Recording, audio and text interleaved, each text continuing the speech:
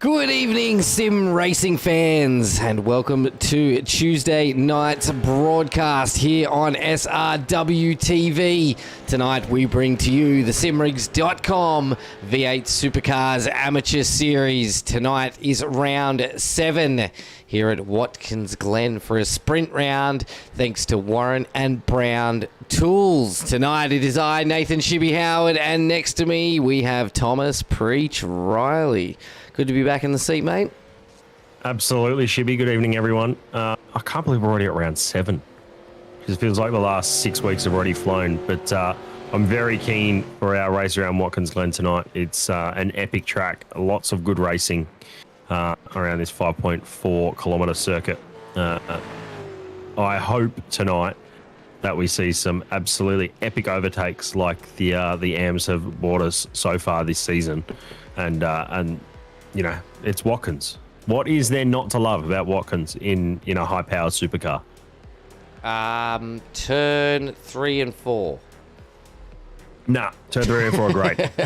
nah, I won't have that. Turn 3 and 4 are great corners. Yes, you have to lift a little bit as your tyres get older, but just balancing the car ever so delicately through there, and then when you're following someone, just the draft you get out of turn 3 and then all the way up the hill up to the inner loop, which is what it's called, the chicane this evening. Corner names tonight. Turn 1 is the 90, aptly named because it isn't quite 90 degrees, but it looks it. Then the S's.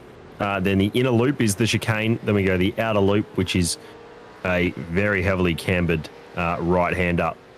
And then into the boot section. So you've got the boot is downhill left hand up. Then into the toe, which is another uphill right hand up that is very difficult to get on power because the track sort of comes off camber right as the critical point of applying full throttle. So watch drivers just modulate the throttle through there. That's not how you take the 90 on screen. That's a lot of smoke. And then we go into the heel and then back onto the classic circuit with a tight left-hander, probably the slowest corner on the track. And then onto the penultimate corner and the final corner in sort of a very quick left-right sequence. Nice, big, long, open straights, very wide track. Lots of differing lines you can take, but the big overtaking opportunity is into the inner loop. Get a draft up the back straight and you're set for a good overtake. But you can fight back, run side by side all the way through outer loop, and then really just it's all about switchback through the boot section.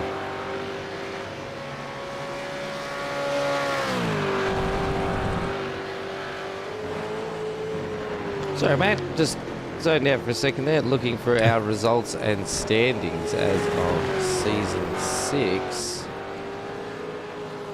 I've had a brain fart.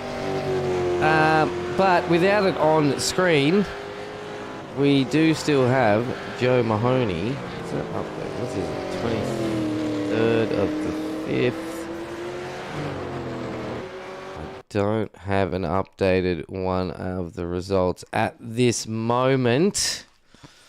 I will chase one up as we go into our Racecraft Simulations qualifying session. Thank you again for Racecraft for coming on board and helping support SRW and the league behind it.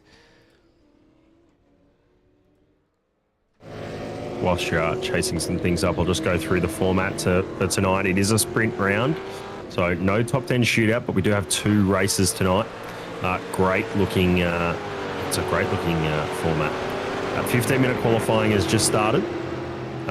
Then the grid will decide, the results of qualifying will decide the grid for the 20-minute sprint race, heat race essentially. And then we go into a 40-minute race where it'll be the top 10 reverse grid. I'm not 100% sure if that's a rolling grid or if that's just from qualifying. But either way, we will see when we get to that 40-minute race. 50% fuel restriction tonight. So probably a little bit more fuel than they've been running the last couple of weeks. in the standard format, but will make it an interesting race, that's for sure. Gotta love a good sprint round. As much as I love a top 10, I feel like sprint rounds are thoroughly exciting with that first 20-minute race. And then, of course, with that 40-minute, it could go either way. We could end up with a safety car, only 15 minutes left to go, and have a all-out sprint for the last 15 minutes. Interesting to see, as always. I'm always interested to see which sort of pit stop strategies these guys are going to use. There has been some absolute cracking strategies used over the last couple of weeks. We saw it in the Pro-Am on Sunday as well. About 3 different strategies being used across the field. And within the last 5 laps of the race, there was about 10 different position changes to finalise the race standings.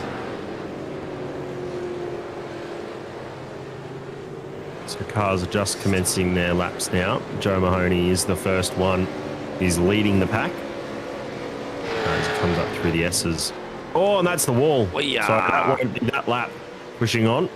And we'll have to teleport back to pits. Receive the simulated safe T car, the spare car, and then go again. Although it's just iRacing, so it just instantly repairs your damage.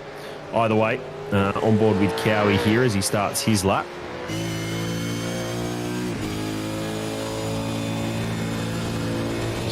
Just modulate the throttle through the S's. Running it all the way up to the wall. Now you're flat all the way up this back straight. He's in 6th gear. He's maxed it out already. Nice and quick through the chicane here. Using all the curb on the exit. Tuck it down nice and tight. Tighten the wheel. And get on the power. Let the car run out onto that exit curb. Watch the brakes here. Very easy to lock a brake into start of the boot. Up to tone out. Another corner that's difficult to just modulate the brake pedal. You want to, it sucks you in. You want to get on power so early, but then just there, it just sort of breaks away from you just on the exit. Be really careful on throttle. Into the heel. Corner tightens on exit, it feels like. Run the car out all the way and back across the right hand side as we rejoin the classic circuit. Troy Dooley sets a benchmark of a 1 minute 46.04. See what Cowie can do here, all the way out on the exit out of the penultimate corner.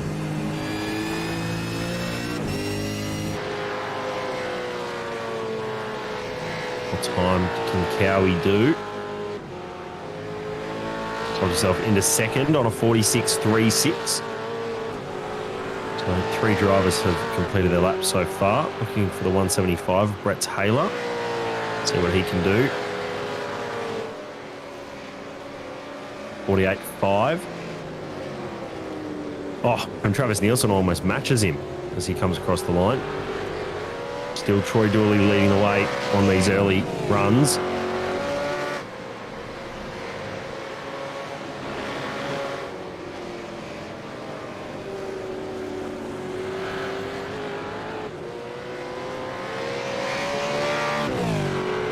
Bradley Wilson availed that last one, so he'll have to go around again. He was just on the outlap.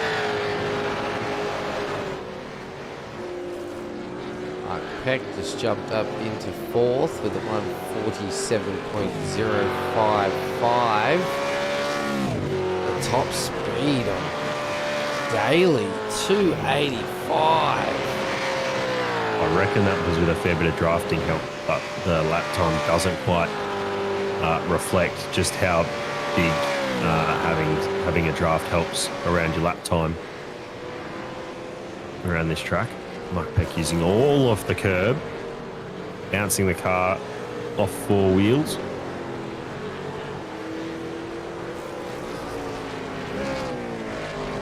What a turnout for the AM Series again. Yeah, I think it also has Watkins Glen to do with it. Yeah, Watkins is a fan favourite, I think, across most of iRacing drivers. So I definitely think it's up there as one of my favourite tracks for a variety of cars. It's probably not my favourite track in I don't know, your slower cars like your MX-5s or your 86s. It's probably not the most fun track. Definitely not a fun track in some of, NASCAR legends, but it's sort of old school. But definitely in GT3s and in supercars, it's one of my favourites. Just in terms of how you drive, how well I gel with the track personally, I feel like I get the most out of myself in the car. Race around here. Joe Mahoney does go top. 4.5 tenths on the field, 45.61. Title error at the start of his first flying lap. Was not in vain. And he puts himself up at the top, so really cementing himself as one of, if not the fastest driver in the AM Series. You can't say that too loudly though, because there are some pretty quick drivers out here. Yeah, Bradley Wall actually managed to slot himself up into 6th place as well with a 147.021. If you have a look, that field is extremely close, screaming through these lap times that we are halfway through the Racecraft Simulations qualifying session. Just like to take this moment to say a huge shout out to simrigs.com, Warren and Brown Tools, Racecraft Simulations, and of course all of you at home or wherever you are tuning in to watch this broadcast. We can't thank you all enough for the continued support for SRW TV, the league behind it, and of course all the drivers that come out and hit the track 6 broadcasts a week. Lots of planning going on behind the scenes for our next season, which will start in about a month and a half time, I think, give or take. So not too far away at all. All the series are pretty much sticking around in some way, shape or form from the early planning I've seen. Maybe some won't be on the same night, but this will be the same flavour. Racing, I think the AMs and the Pro-Am Series supercars will be hanging around for, I don't think just for the next season. I think it'll become a staple of SRW, given the grid size we've got here, the racing we've got, and the like. Especially as we are classed as a development league, and I tell you what, over the last 2 years I've been with SRW, man, have we developed some really quick drivers just from the help of the community around SRW and of course all our sponsors. And speaking of our sponsors, hey John, Mr. John from Racecraft Simulations has dropped in and he said, no, thank you, mate. We couldn't do it without your support. Appreciate you dropping in and watching the broadcast with us this evening, mate. You got any picks on some drivers that you want to see take out round 7 tonight? If anybody out there has a driver in mind that they want to see take out round 7, let us know in the comments. If you want to check out what Racecraft Simulations can do for you, or simrigs.com, or Warren and Brown Tools, or any of our other sponsors, all the links are in the descriptions below. I'll tell you what, the field is nice and tight at the moment. There's not a gap bigger than 0.43 of a second throughout the field. Yeah, it is super close. Joe Mahoney, though, still leading the charge. If this man's not careful, he's getting promoted. He is absolutely blitzing this car at the moment. Is he ever? On board with a new driver, Mr. Glenn Corbett.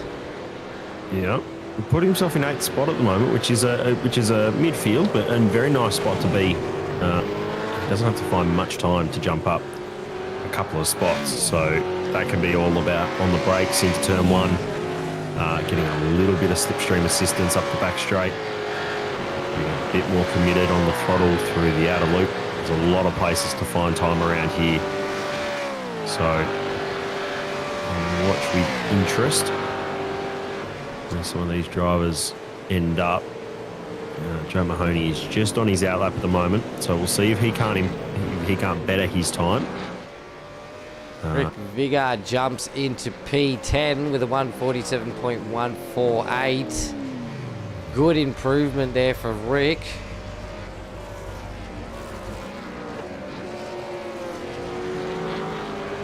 Used to go for performance sim racing. Oh, a little bit off track there. That is going to end that lap for him. Scott Weston with a purple, orange, green, orange. Is that going to be enough to get himself with a good time? He just needs to set a banker here. Oh, he's at the wall. On the exit of the final corner. What's that do for him lap time? And No. it didn't count. He must have definitely caught a 1x there on that wall.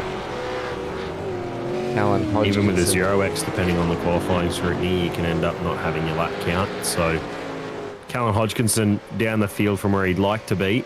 Got 2 greens. Comes across with an orange to finish. Doesn't improve his time, though. 2 and a bit tenths away. Mal Powell. Have not seen Mal on track for 2 seasons, and he's back. He has been out there in the viewers over the last couple of seasons, watching along, have been waiting for his return. Tell you what, I bet he's stoked to be back out there tonight, especially with this many cars on track. Oh, mate, I can't wait. With only 2 minutes left to go of this Racecraft Simulations qualifying session.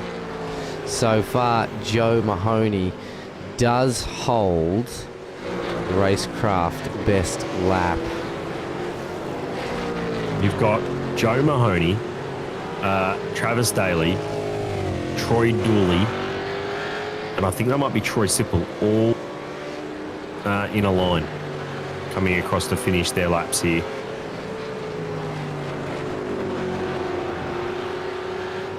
Let's see, can Joe Mahoney drop that marker?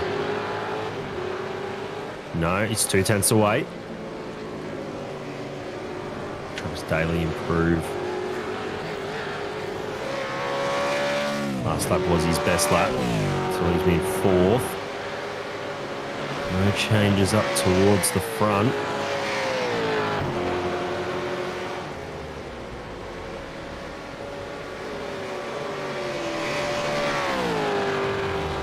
The green sector's popping up on the timing board. Scott Perrins jumps up. Still waiting for Scott Weston to set a lap time. We've got purple in the second last sector. There we go. Doesn't hit the wall on the exit, does he? No. Where does this put him? Where can he slot himself into? Still invalid. Doesn't put himself anywhere further. Doesn't even set a valid lap yet. So we're watching out for him. Don't know how the quality time works. Does the time stay on, ShiBBy? Can they finish their laps? No, it is a sprint round, so once that time rolls over, mate, that is the end of the Racecraft qualifying session. And we will get our results up right now. So there it is, the Racecraft Simulations qualifying results here for your simrigs.com V8 Supercars Amateur Series for round 7, thanks to Warren and Brown Tools. Joe Mahoney will take out your Racecraft Simulations pole position tonight with a 145.609. 4/100th of a second faster than Troy Dooley down in P2. And Andrew Cowan with a great drive taking out P3. Good to see Cowie back up there at the top of the table. Let's hope that holds out for him during this race. The grid will go live As you can see, we're down to Andrew Cowan. Travis Daly will line up next to Andrew Cowan. Two of the Performance Sim Racing team members right next to each other. Bradley Wall from Team SRW Motorsports will sit in 5th. Troy Sipple right next to him. Jason Douglas, Mark Peck, Glenn Corbett, Bradley Clayton will wind out your top 10. Rick Vigor, Scott Perrins will line up next to each other. Reese DeGoey, Petar Pavlovich, Travis Nielsen, Brett Taylor, Callan Hodgkinson, Steven Sinkovich, Mal Powell, Scott Weston, Marty Hansen, and Tyson McAvoy is your race steward this evening as we get set, ready to race here tonight. Waiting for the lights to pop up. Waiting for all drivers to grid. And Joe Mahoney lead into turn 1. Does he get the start? Can Dooley show him up? Can Cowan catapult from P3? Here we go. Lights are on. Getting ready for a green light for our heat race. And they're away. Cowie does get the jump over Mahoney. Daly jumps into P2. Bit of congestion down towards the apex of turn 1. Mahoney is dropping back through the field. He's going to run side by side with Simple up through the S's. Mahoney decides to... Oh, it's almost as if he breathed out of it, but then stayed in it. Cold tyres, everyone.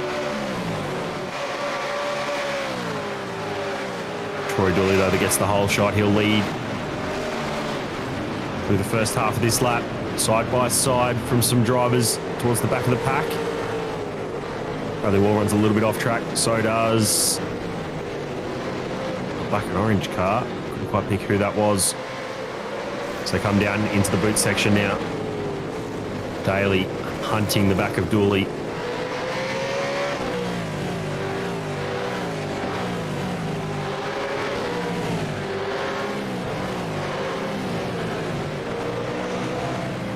Mustang, Commodore, your top 3 so far. And a slight gap back to Bradley Wall and another Mustang. Mason Douglas was on the podium last week at Coda alongside Mark Peck. Peck has the inside line. Douglas tries to hang around the outside. Peck gives him some respect. Leaves the door open for him. He just runs a little bit wide off the apex. Douglas can't quite capitalise. It's a little bit sideways off the curb. Has to catch the car a bit. Vigor and Pavlovich. Pavlovich will be happy that he's in the mid-pack at the moment. Has had a bit of a rotten run the last couple of weeks. Dooley leads us across the line to, at the end of the first lap, Daly in behind, less than a second.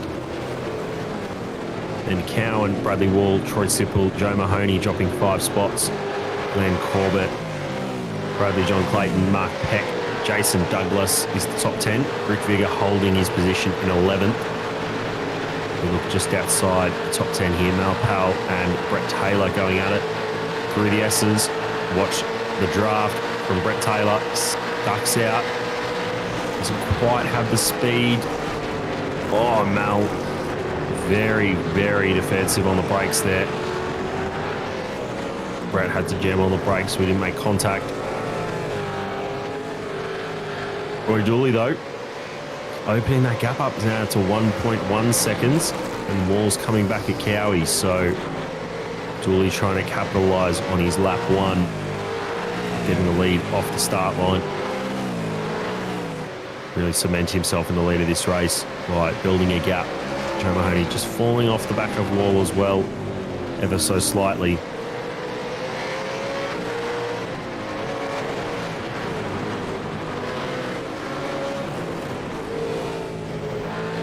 Nice and neat first couple of laps here, which is good to see.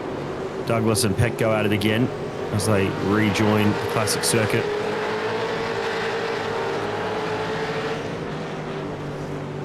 Pavlovich just showing the nose to Vigor.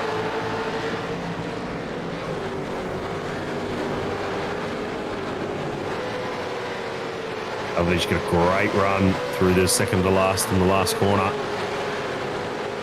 going to have a Skerrick overlap down into turn one. Does he go for the move? Not quite close enough. Gets right under the rear wing of Rick Vigor. These two seem to be battling a lot over the last couple of weeks.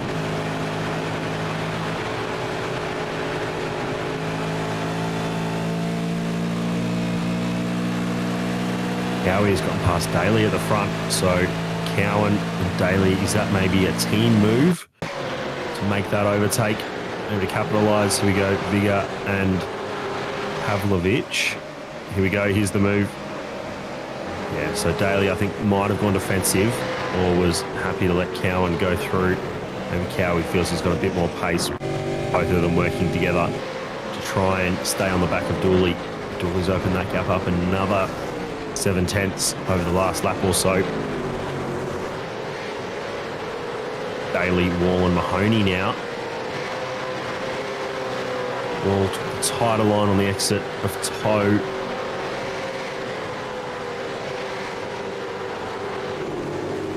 Daly just moving towards the apex there, under brakes. Mahoney just wants to show the nose to Bradley Wall as well. There's a lot of showing the nose at the moment, not a whole lot of aggressive dives and overtakes.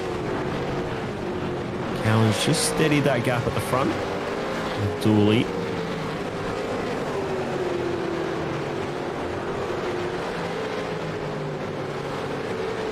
These two still going at it. Pavlovich trying to hang it around the outside. Vigor gives him the space, and Pavlovich just gets to drive out of the corner. I think Vigor was maybe a little bit too cautious on the throttle, but Vigor's going to come back at him.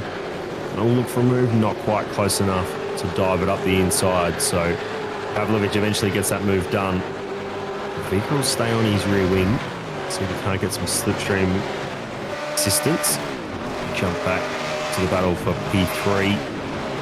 Here, Wall looking up the inside of Daly. There's contact.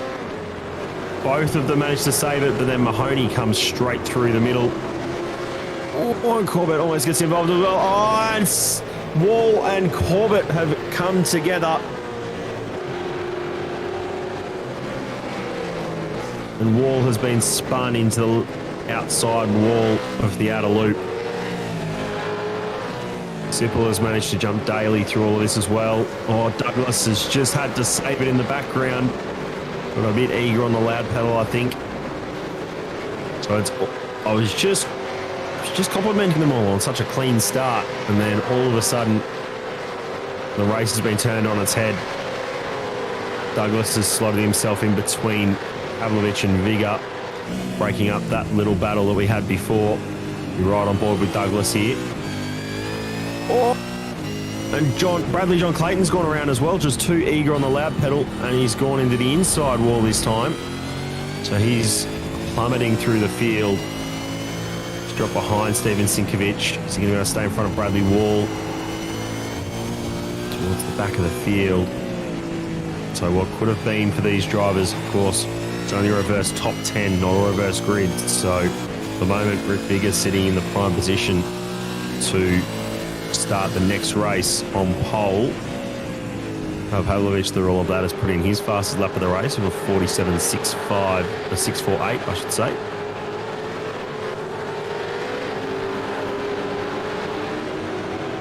Why is Nielsen off the track? I think, was there contact with Taylor maybe? We'll get a replay here. So Nielsen is the one going for the overtake. Oh, just a bit late on the brakes, sends it in deep. Manages to avoid contact, but does run off track. So I think maybe he just missed his braking marker a bit, but good awareness from Taylor to just keep the steering open and let Nielsen spear through the apex. So now Nielsen's got to look after the right front tyre with the lockup that he's just copped there down into turn one. And he'll have to try and chase back up to Western. Oh, what's happening? Vigor's got past Pavlovich. Oh, and there's contact. Vigor's been pushed wide. That's an interesting way to make an overtake. That will raise the eyes off the stewards, I'm sure.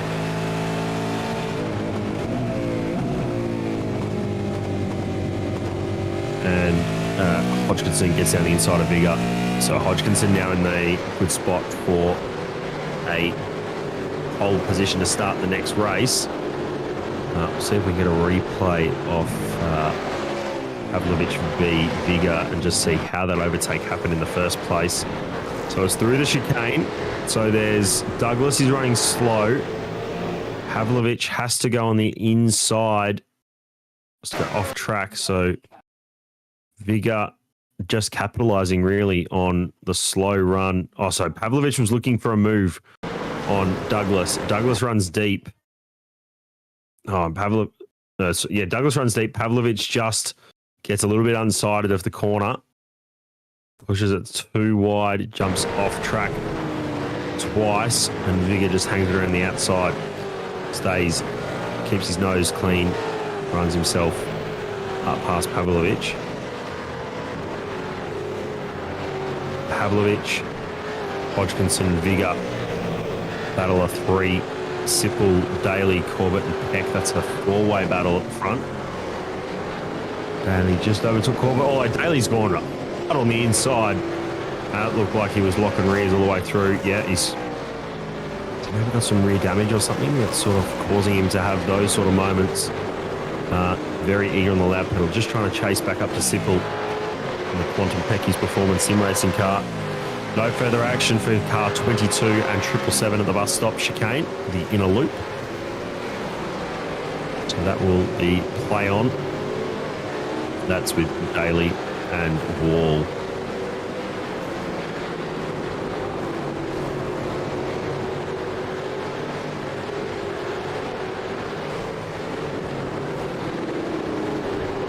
See Scott Perrins just coming on the back of this three-car battle, making it, what's that, 1, 2, 3, 4, 5, 7 cars all within a second now. Good battle pack. Daly has gotten around Corbett, although Corbett's coming back at him down the straight. It's going to be alongside down into turn 1, the 90. Gets the overtake done. Daly goes for the switchback. Lovely execution of the switchback there. He's going to have the inside line up through the S's. Corbett's going to have to tuck in behind as early as he can. To the middle of the track. It's going to invite Peck back into it. Vigor and Hodgkinson get a contact in the change of direction through the S's. Hodgkinson, I think, had to back out of it, so now he's being a cork in a bottle. We've got, who's that? Mal Powell making a run. Oh. He's had to run off track. He's run very wide. Managed to maintain position, but Vigor's been able to open up the gap. Now we've got a 5-car battle for 11th here. Hodgkinson gets down the inside of Taylor. Taylor tries to get on the throttle nice and early to get the run out. That just invites Scott Perrins in. And Scott Weston dives up the inside of Perrins. Perrins had a little bit of a compromised line with Taylor pulling across the racing line. Couldn't quite send it as deep as he wanted into the corner. Oh, that's Corbett. What's happened there? I think that's a lot of damage. That's an engine gone. That's a bonnet gone. That's a rear wing gone. Has he been clobbered by another driver and all of that? We will see if we can get a replay here. Could be just he got eager on the loud pedal. It's run wide. Yep, too eager on the loud pedal. And he's hit the inside wall. Nose to tail. Big damage on the front of the car. That'll be an engine failure for sure. These drivers could see him moving with that big telltale smoke sign that he's got billowing out the bonnet of his not real delicate Commodore anymore. Drive-through penalty for car 13. That is Glenn Corbett for contact on lap 4. So it goes from bad to worse for him. He gets the drive-through penalty and then has the damage as well. So he'll have to tour pit lane twice now. 13 and a half minutes through this race. Mahoney is back on the back of Cowan though, so Mahoney's managed to close that gap.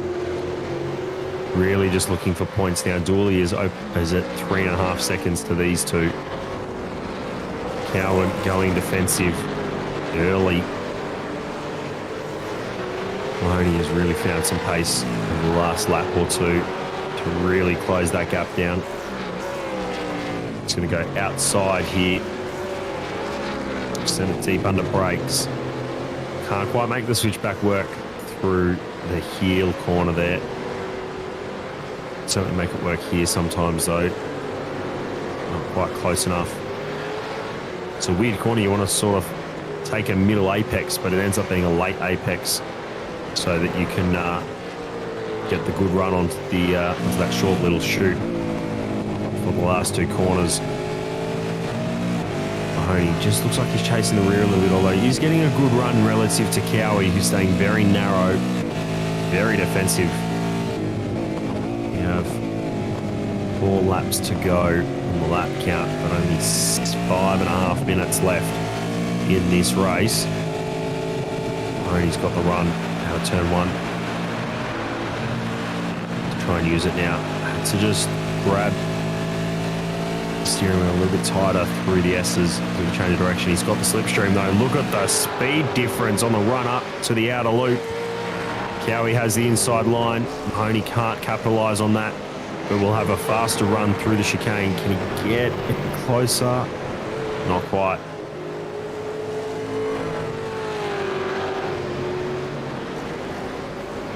Bigger is throwing Pavlovich here. We'll get a replay of what happened there. So, yep, slipstream battle. Pavlovich sits middle of the track, leaves the car's width, but Vigor is already through. So, Vigor makes that move stick nicely. Pavlovich looked like he was going to try and come back at him, but Vigor, very aware driving.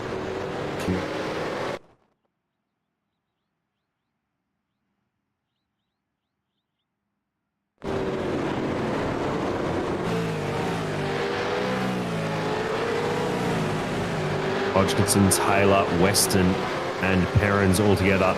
Drive-through penalty for car 22 on lap 4. So that's Bradley Wall getting a drive-through penalty. Contact. So he's going from bad to worse for him as well. He's lost 13 positions and he's going to lose more through this requirement for a drive-through penalty here. So Mal Powell sitting pretty in his return after 2 seasons, sitting pretty for a P1 start in the feature race coming up. Dropper Gear Motorsports. Dooley's got that gap out to 5.5 seconds. Cowan and Mahoney are still going at it. Sipple, Daly are nice and close. Then they've got Peck and Douglas just ranging up behind them. Go through some of these gaps. So this battle will keep a close eye on those split times. Jump to them once we get a little bit closer, maybe when we see Mahoney just absolutely flinging his orange Commodore on the exit of the outer loop. Really pushing hard now. Cowan is doing his best to stay in front, doing everything he needs to do from a defensive point of view to make Mahoney drive around him.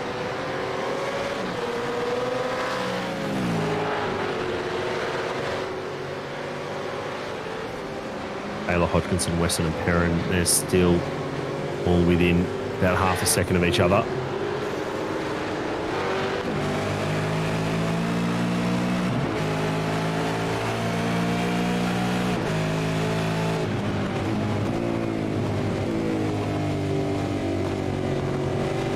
think we might be just about to get though.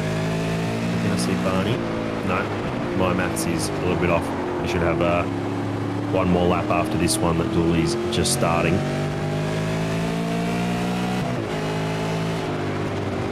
We are going to go lap distance.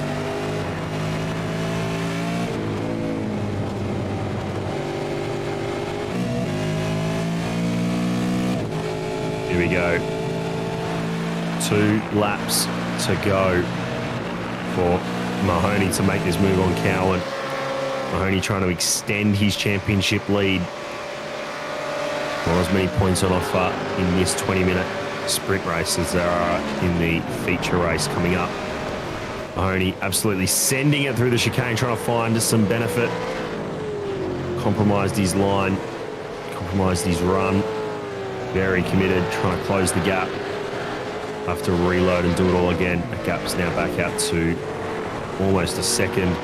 You see Taylor, Hodgkinson, Weston all going out at Perrins, not too far behind. Weston saying very narrow, very close to the curb. Trying to fill the mirrors of Hodgkinson's Mustang. Show him all of that Blacktown Mazda sponsorship on the bonnet. Taipan Esports, GMK Logistics. Weston got the run here on the hill. They had to come out of the throttle a bit. Hodgkinson got a little bit taily. Weston's going to look for a move, is he? No, he's going to tuck back into behind. He's got to be wary of Perrins coming in behind, though. Now Pal has that gap down to 1.3 to Pavlovich. Barney is waving his white flag. So Dooley has started the final lap. Mahoney has closed that gap, though, back down a bit. Is it going to be enough? I don't think it will be for him to catch right up to Cowan again.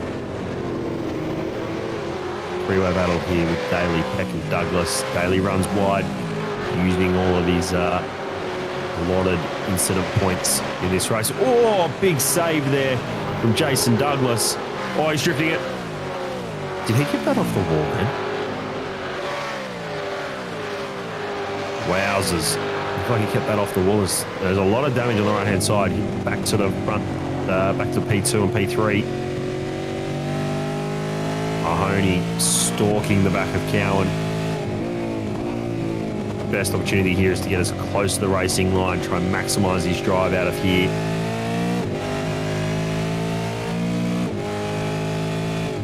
Cowan goes defensive again, leaves the cars whipped on the outside. Hodgkinson and Weston are going at it. Hodgkinson goes defensive. Little wiggle under brakes. Weston can't get the drive. Hodgkinson parks his car exactly where Weston didn't want it to be. Oh. Weston is trying to find a way through. Has to have a little dab of the brakes at the apex.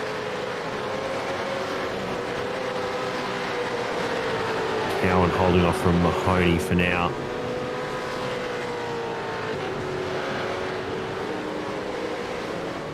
Oh, Hodgkinson runs a little bit deep.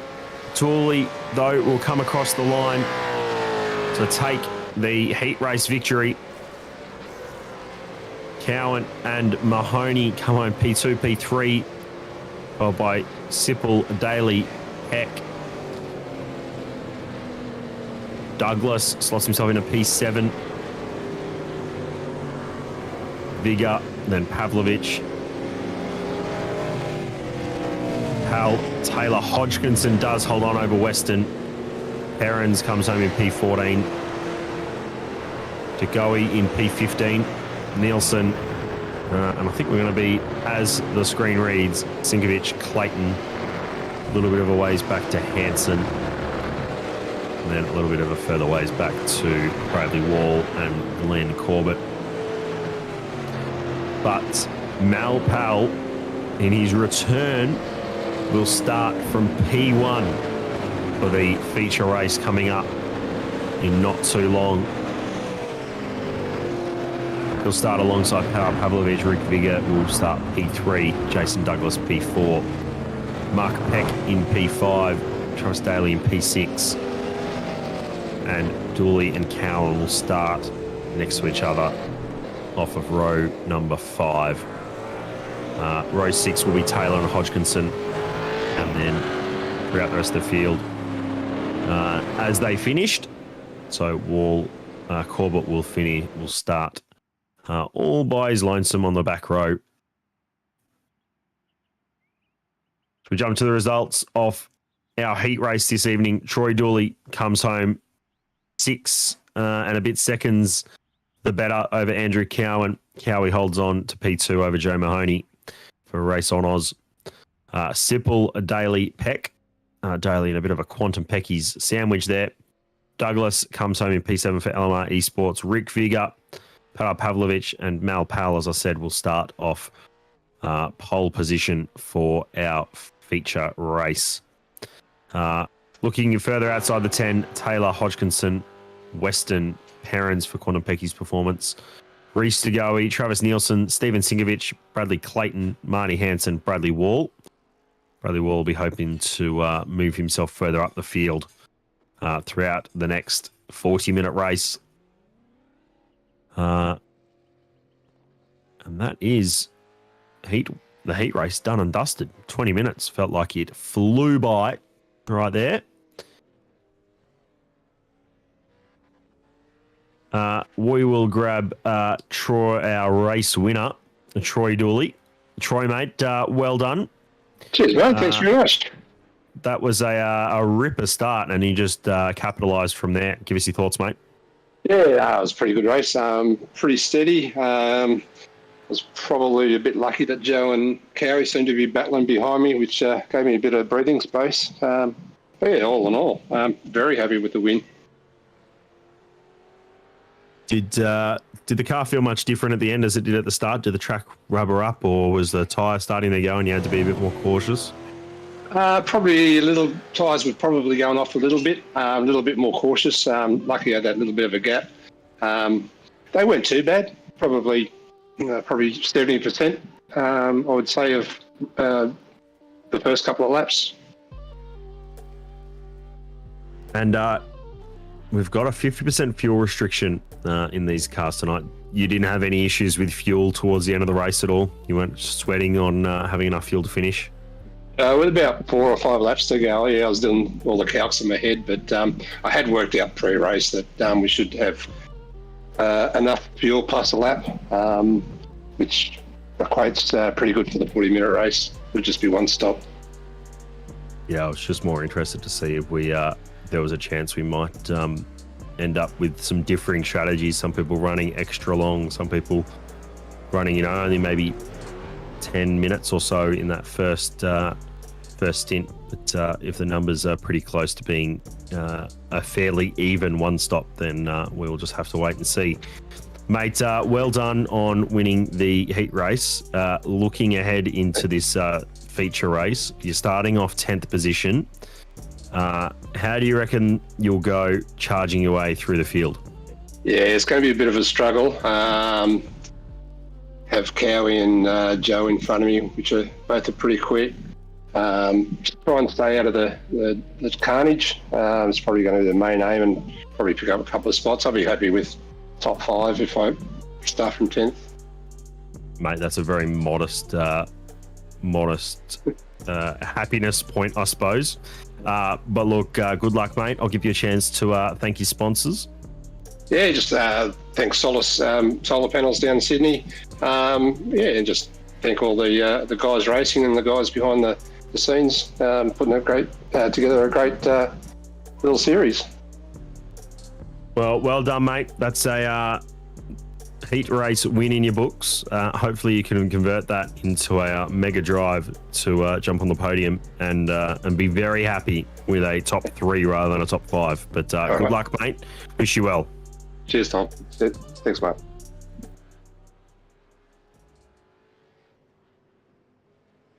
And that was our heat race winner joining us in the commentary box there. ShiBBy, mate, that was a cracking race. After 3 laps or so, that was it all turned on its head, didn't it? It did, mate. So much that I had to turn my comms off and solely focus on the cameras and feeding the information through to you. But tell you what's nice, having a bit of a breather once in a while. So I didn't mind that too much. And, mate, that was just nail-biting racing across the field. Like, everywhere we looked someone was on top of someone else. So, again, a massive shout-out to all the amateur drivers. And such a great display of racing on these Tuesday nights, mate. It's one reason why I highly love broadcasting this series. Yeah, these guys just turn up every week and give us a show. Drivers like Bradley Wall, when he's on fire and he's putting in banging laps, he's pretty impressive. So I'm expecting him to surge his way through the field, try and capitalise on the early early bunch up of the field. And maybe we see some interesting tyre strategies and fuel strategies here. If fuel is comfortable in terms of making it an even one stop, who's going to try and flesh it out?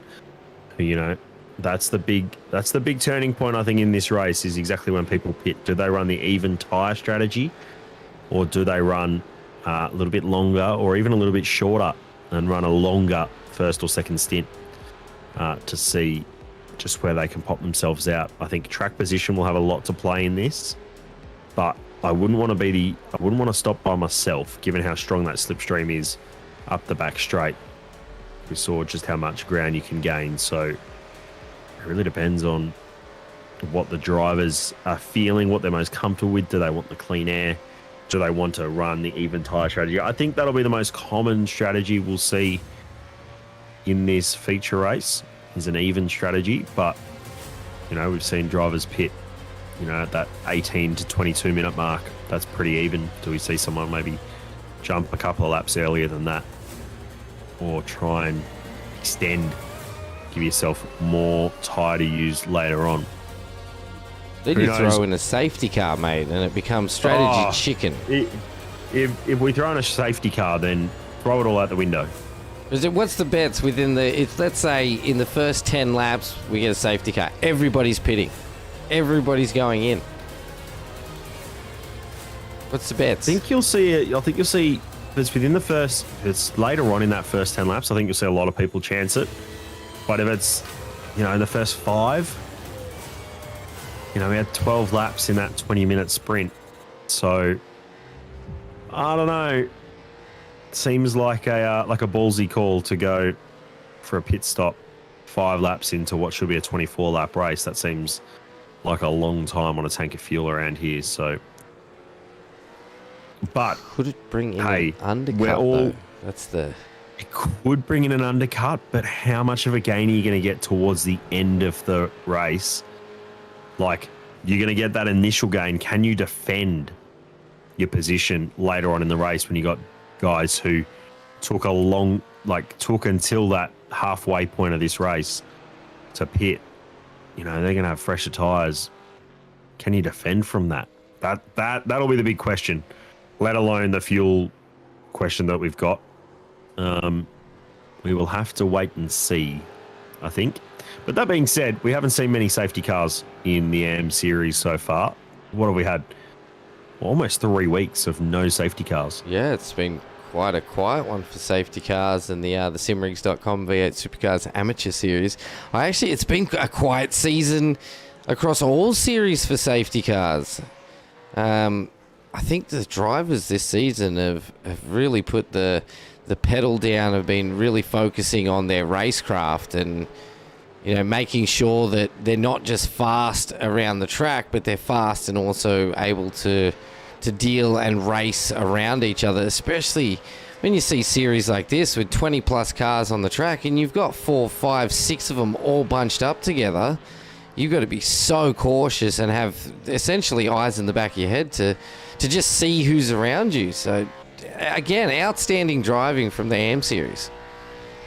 Yeah, definitely. I think the other thing is that, you know, some drivers are sticking with a class and they're getting to know what's the capability, what's the ability, like, you know, what are their little things that they do differently, what sort of habits have they learned or have they untaught themselves throughout the last couple of seasons.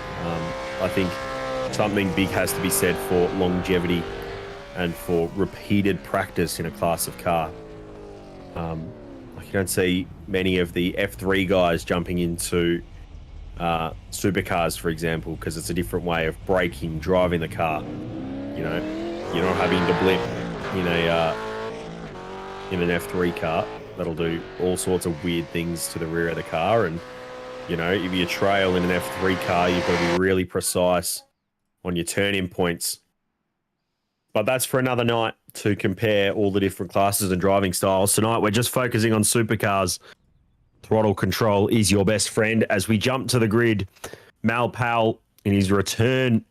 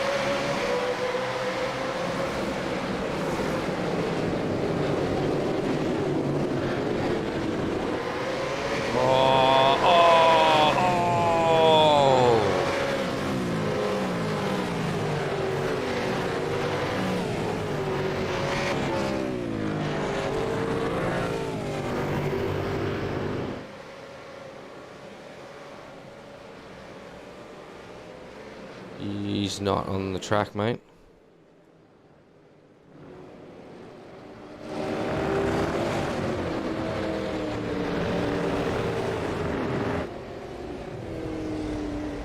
I think there's a safety car.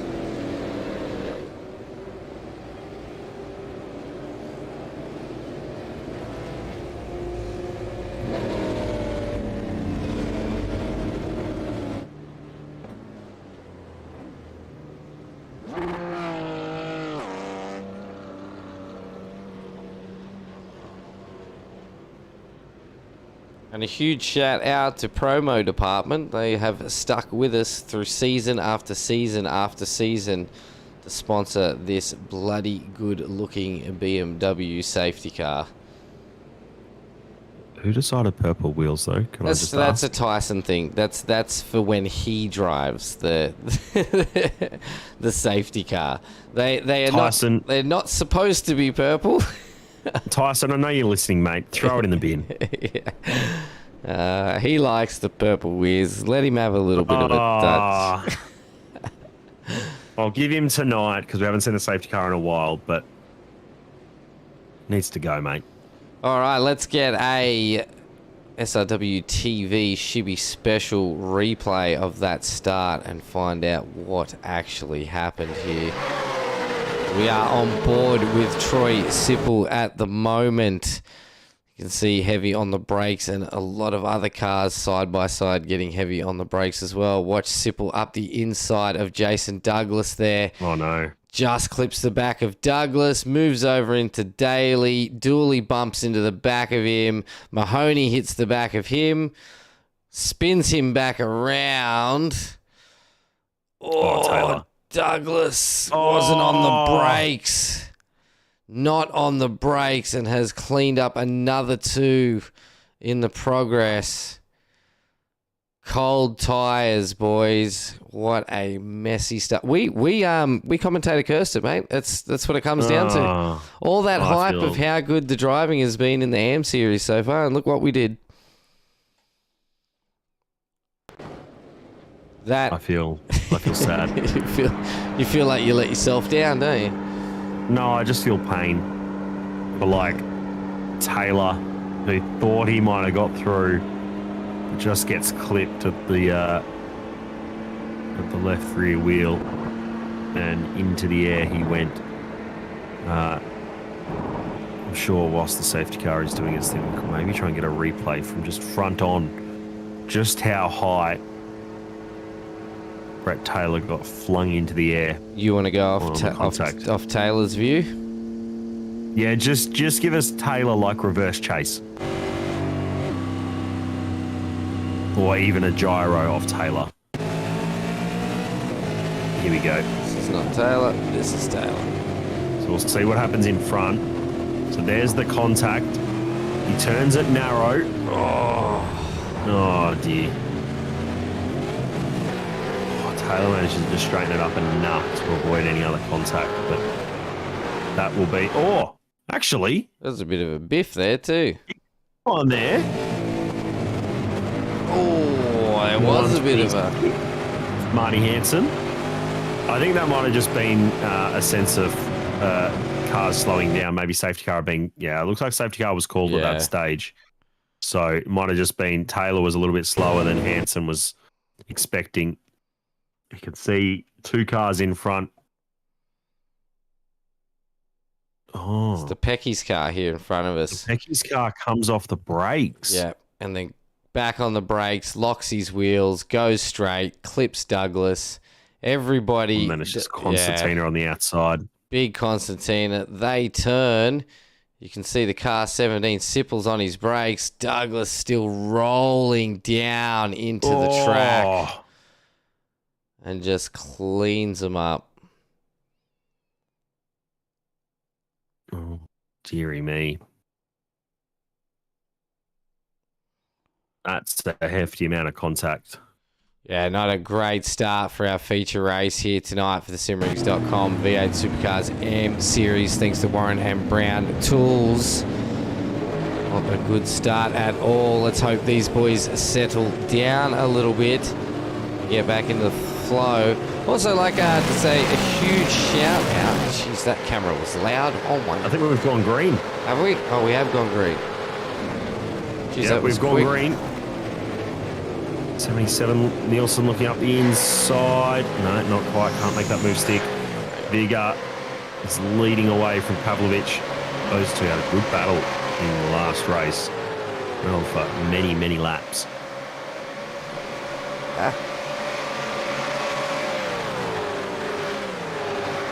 Ignore the screen. Safety car incident is not. There we go. Mr. Director has done the right thing. Oh, hang on. There's a car off hard left. He went a long way off through the chicane. That looked like it was Daly. It is Daly. It is. He just looked like he catapulted all the way off. Looks like he saved it from any damage, but I'll tell you what, the sunlight is great at the moment. It really shows off the chrome on the Sunrise and sunset racing sim race cars. is phenomenal. Something has to be said for a good sunrise race. Who's that? That's Perrins. Scott Perrins. And that's allowed Bradley Wall to sneak through. Brad's up 11 spots. He's Hang on. really going to want this. He is. Daly is around Corbett. Hanson's around Corbett. Corbett just dropped.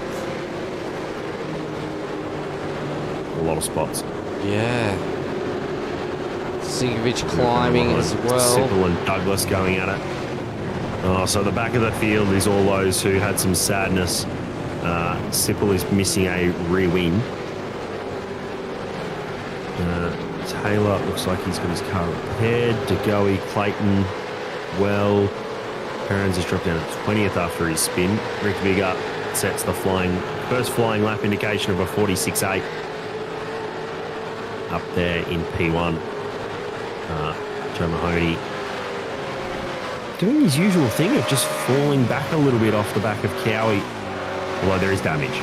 So Mahoney hasn't taken the opportunity to fix damage, which might benefit him in the when it comes to pit stops. Oh, Vigor's run deep. Pavlovich is going to go around the outside. It's going to invite Mark Peck into this battle, though. Pavlovich trying to hang around the outside. He's still there. Vigor's got to give him a little bit of space. Pavlovich sends it down the inside as we head into the boot.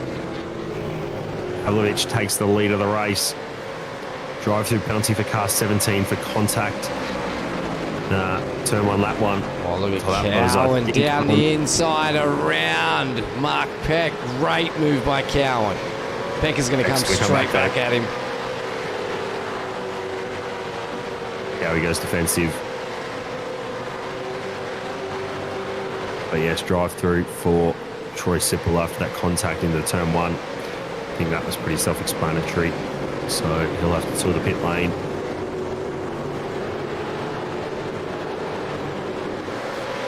Mahoney's been brought back into this battle though.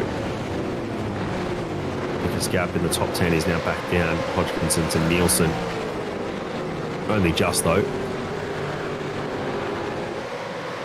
Some big movers in there though. Bradley Wall into the top 10, 11 positions. And then the biggest shaker is Douglas, who's down 10 spots, entering the pits now.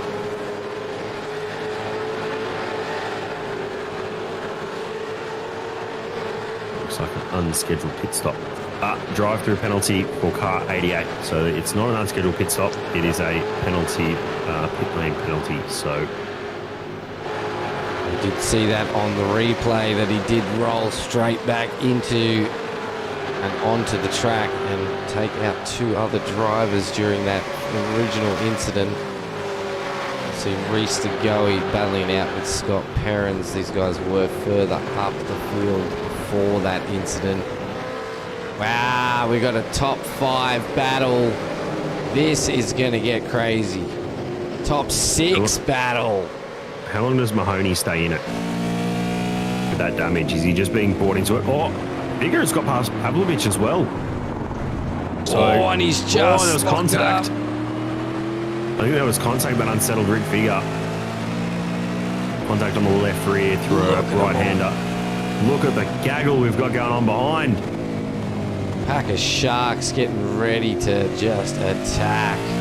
as soon as one person makes a mistake, it's all going to be on for young and old. Hodgkinson goes up the inside of Dooley.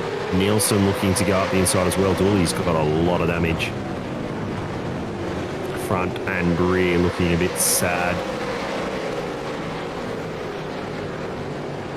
It's not a top 5 battle. It's not a top 6 battle. It's a top 13 battle. It's a 13 now. Oh my gosh. Oh, Rick Vigor heavy on the brakes there. Is this something to do with just the weather conditions, bringing these drivers closer together? Looks like it's getting definitely darker. 20 degrees Celsius track temp, so it is going to be prime for all these cars. Yep.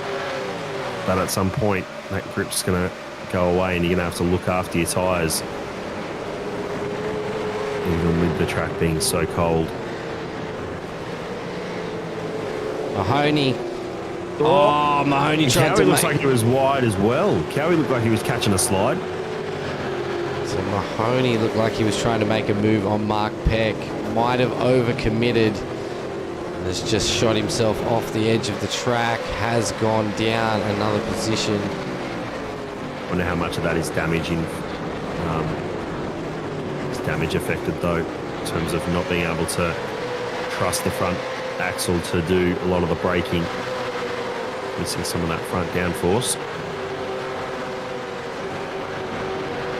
Hodgkinson going up the inside of Peck. So Hodgkinson's put himself up into P4. He's up 8 spots now.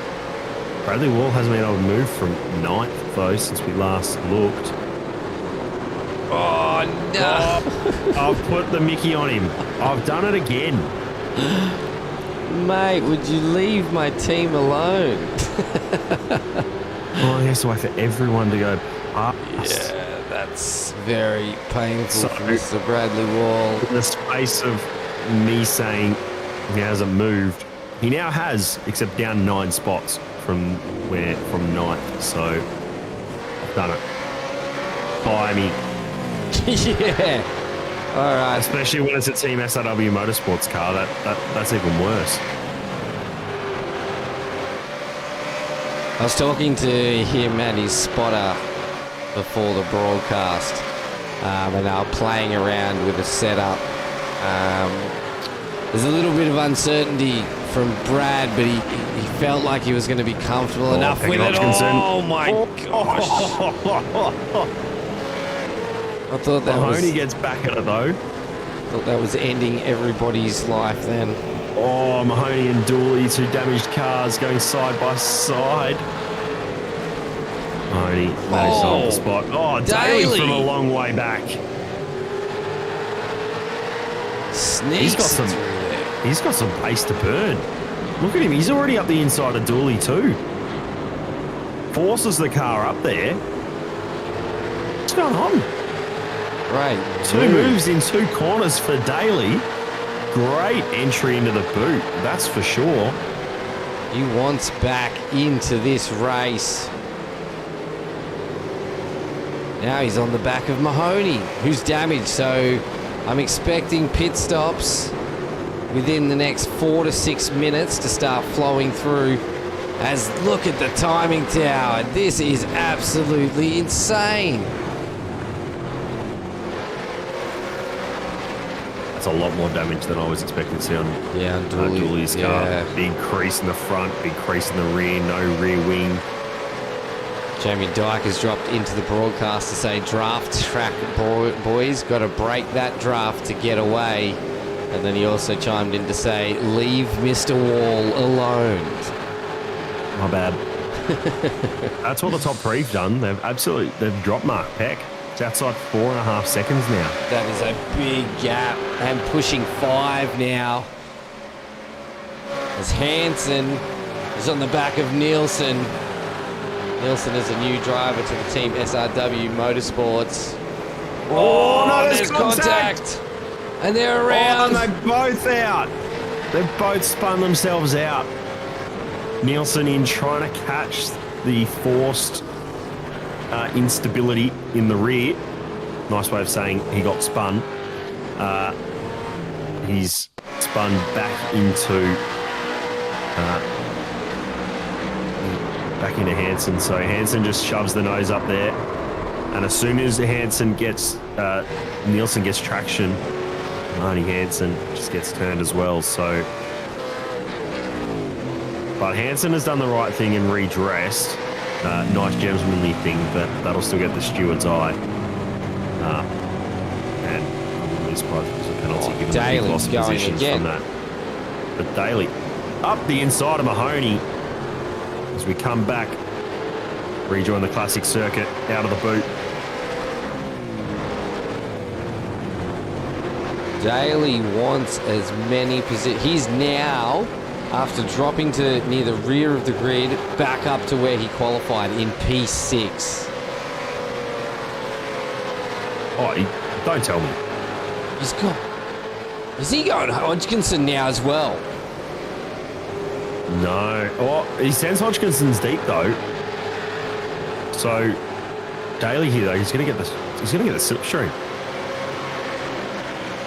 The performance sim racing driver is putting it all on the line. He looks extremely comfortable out here at Watkins as well. Oh, look at him fire it over the curbs. Like, that's poetry in motion right there. That's a supercar through and through, just bouncing it off curbs, balancing the car. I have to say, this like little 6-7 minute cameo from Daly has to be one of my moments of the season already. Definitely, mate. He's right up there with my vote for driver of the day so far, just because of the effort he's put in now. Not even halfway through the feature race. Yeah, I can put in a vote now, though. Got to get your votes in early. Oh, Vigor's off into the wall. Oh, Cowie! Oh, no. Lads are going to scream through. I think Cowie may be busted. That was a big hit. There is a lot of steam. Oh, and the Becky's car. Oh, you know what's happening to Cowie? He's wedged. I think he's stuck in the arm cone. It's a Watkins thing. See if he tries to reverse out of here. I feel like this... I think we've got safety car call. This is safety Daly, car. Vigor, Taylor, Pit Sinkovich, they're all is in. on. Pit lane is on.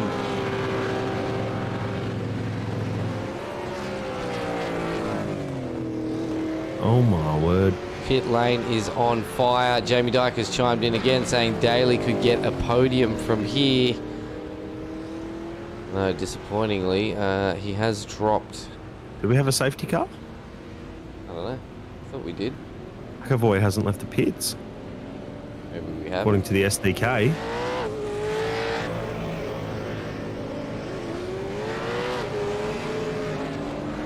Have they just reacted to the chance of a safety car? Cowie's got moving. He's back in the pit lane. Oh no, here we go. Now there is a safety car. Yeah, so he hasn't got moving. He is still stuck there. Yeah, I thought there was a safety car called. There is now. Yeah, so he's been... Yeah, right. He's been sitting on the edge awaiting. Oh my gosh. I should get off comms and just do what I do best. So I don't want to apologise for anything, but it is my birthday and here I am. Gee whiz. It's just all turned on its head, and it's the pit stop that was needed. So I'm looking back through who pitted. A lot. Vigor is still getting repairs. Cowie has teleported back to pits. We've had Daly, Taylor, Sinkovich, and Sipple have all stopped. Right. So top 8 have just come in now. Yeah, the top 9 have all come in. Reese DeGoey has stayed out, take track position, but not effective race lead based on his lap 1 pit stop. But Pavlovich all the way through to Perrins is in the pits. Corbett is moving. Pavlovich has got out. Oh, look at them all go. Nielsen's got through. So Nielsen hasn't stopped. He's just gone straight through. So Daly has netted himself effective P2 at the moment, based on the estimated pit stops that were needed. Out of all this, Bradley Wall's got himself up into 13th. We'll wait and see when this field just filters out. For everyone, well, Marty Hansen. Hansen. Another 7 spots. Yeah. So Rick Vigor had a minute 32 stationary time. What's happened there? Probably didn't have a fast repair, mate. Probably used his fast repair up. But he stopped He's only stopped once. So did he not? He's not repaired, mate. He still has a Destruction Derby style looking Mustang. That's a very good point. He definitely isn't prepared. No. Did he have a drive-through or a stop and go earlier? He may have done, but number 32. See what's happened here. Mahoney and so this is what's happening. This is Daly and Mahoney. This is meant to be what caused the. Oh, that's not Cowan. I saw purple car. Not Cowan. That's Daly. That was Daly. That was supposed to be Cowan. Wrong purple car, ShiBBy. So I think Rick has had a moment. The rear looks, you could just see to the bottom left corner. So yeah, so a little bit eager on the loud pedal and has run out wide, hit that tyre bundle, has come back on the track with a bit too much throttle, has snapped.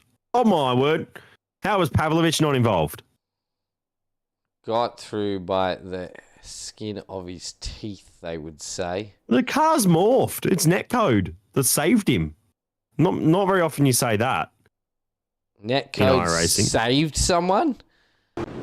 Not possible. All right, Vigor is now into the pits. But this puts him a lap down. Yeah, that's... So I wonder if that was maybe not having a fast repair ticked. We'll see when he stops now. There it is. So he must have forgot his fast repair. Oh, unlucky. If that is the case. And of course, if you don't... Oh, I know what happened. If you don't have the fast repair ticked, but you have a meatball, you have to clear the meatball before you can leave the pits. Repair whilst you're already repairing. So unfortunately, it's put him a lap down. But let's summarise what's going on in the field for you right now. Reese DeGoey pitted on lap 1. So he still, by our numbers, still needs to pit again. Hadar Pavlovich stopped on lap 10 and has put himself into P2. It's effectively the race lead when you look at it. Here you go. ShiBBy, bless you for doing that. That makes it so much easier to explain. Nielsen hasn't stopped. There's no blue mark on his pit stop strategy yet. So he hasn't stopped. So he's count him out for now. Daly has put himself up into P4. Heck, Mahoney, Hodgkinson and Weston all stopped on lap 10. And then you've got Brett Taylor, who stopped twice. First after that first lap incident, and then stopped on lap 9 and has put himself up into 9th place. He's the first of our 2 stoppers. Now, it was a forced 2-stop. It wasn't a strategic 2-stop. But that's still good racing. So Vigor manages to get the wave by. So he'll get his lap back. So he'll come back around to be 18th. Cowie is also a lap down. So he's not really catching the back of the field from what I can see. Although he might be. The figure. He's right on the. He's on the back. He's in there. He's in the mix, mate. Wait, because he was the cause of the safety car. He was the car that called for a tow, so he can't get the wave by this time by the rules. He'll have to wait for another safety car to get a wave by. Yeah. Which at this moment he's probably going to race hard. We've got what have we got at now? 15 minutes left of this race. This is becoming exactly what I said. It's going to be a 15-minute sprint session. Lights are out on the safety car, so we are going green this time by. Safety car has pulled away. Once he hits the pits, that will leave this restart all to Reese to go, who is up 14 positions at the moment. Caution. The sadness of one of the performance sim racing cars. It's another that is leading the race. He's gone. He's already off. Up. Nice and early. Get the run through the corner. Had to try and do something to try and break the draft as best he can. Cars coming through single file. A couple of gaps forming. That would have just been where the goey had hit the loud pedal. Back of the field there is Hansen. Goey. Pavlovich has got pace in hand, pace to burn. He also has fresher tyres. 9-lap newer tyres. So, and if the Goey's carrying any lasting damage from that lap 1 incident, this will be where we see it. Nielsen as well. Looks like the right side tyres are a little bit skewed. Maybe even the entire, maybe all these tyres except the back left are a bit skewed. He's going to have to pit as well. So I wouldn't worry too much about where he is at the moment. I think the big thing for him is just to race on, hope for another safety car so we can get a cheap pit stop. But someone who's capitalised a lot out of that pit stop sequence is B. Mahoney. He sort of hasn't moved from where he was prior to the incident. Oh, hang on. Peck up the inside of Daly. Daly's going to try and hang it around the outside. Daly does get the run off the corner. Running around the outside. Pulls up fully alongside Peck. Peck does have the inside line though. Will send it down there. Daly tries to do a little bit of a switchback. Can't quite get narrow enough. It's going to bring Mahoney, Hodgkinson and Weston right back on top of them as well. Bradley Wall has also, I'm not even going to go to his car, but he has climbed an extra 2 positions. I'm not saying anything. Yeah, I'm not even going to show Nielsen my is camera. pitting. Yeah, there he goes. He had to go. The rest of the field, I don't think will be pitting. Not now. Fully up the inside of Taylor. Corbett looking for another move as well. Corbett's up 11 spots. So that's a great drive from him as well. Not saying any more. I'm just going to stop commentating for the night. I'm done. 5-car battle here. For P3, Peck, Daly, Mahoney, Hodgkinson, Weston. Oh, Weston's clipped the grass with his right rear left. Hold your brakes. Ooh-wee. Just clipped the grass with the right rear tyre under brakes there. Has acted like he just drove across an ice lake and spat that car out. He did well to hold that all the way across the middle of the track.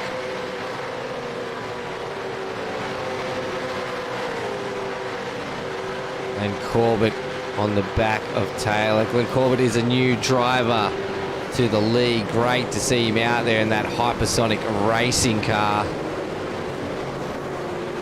See more and more AM drivers getting involved. Don't forget, ladies and gentlemen, boys and girls, if you have raced with Sim Racing World previously or are racing with us now, Season 3 is completely free. He's going to get it. Oh, looked like he had the run. He's still going. Oh, DeGoey. Defensive move there. Which will have him. DeGoey needs to stay hard right from now. Dooley's on top of Glenn Corbett as well. Bradley Wall hot on their tail. Oh, someone's into the wall. Is that Dooley or is that Corbett? Corbett. It's Corbett. Oh, no. Hold your breath. Oh, my God. Was the car off? Oh. Fully off. Oh, there's so many my cars. God. What is going on? Headlights are taking their effect now. See the shadow starting to cast on the track. There is still a massive pack. DeGoey's got off track. He's dropped off track. Oh no, he's got some pretty bad damage there, and he's dropped 5 positions. Pit now, mate. Pit now. Do it now, yeah. Do it now. He doesn't have a fast repair. Oh, and he's pit. Because he would have taken up that one. Corbett suffered some damage as well, but doesn't really look like to have lost any place on the track. He's overtaken Dooley. I think Dooley might have been involved with the DeGoey. Might have had to slow Pavlovich down. And DeGoey, maybe, but Pavlovich and DeGoey were the two at the front, so... DeGoey's in pits now. He had to. He wasn't going to make it home, so... Just get a replay of what's happened here. So... DeGoey runs wide, yep. Too much loud pedal. It's a good hold though. Keep it parallel to the track like that. That's a lucky save. Bradley Wall wanting to climb more positions, up 12 spots so far. Taking on Troy Dooley. We'll get that move made right before the S's. The S. No, it's an S's.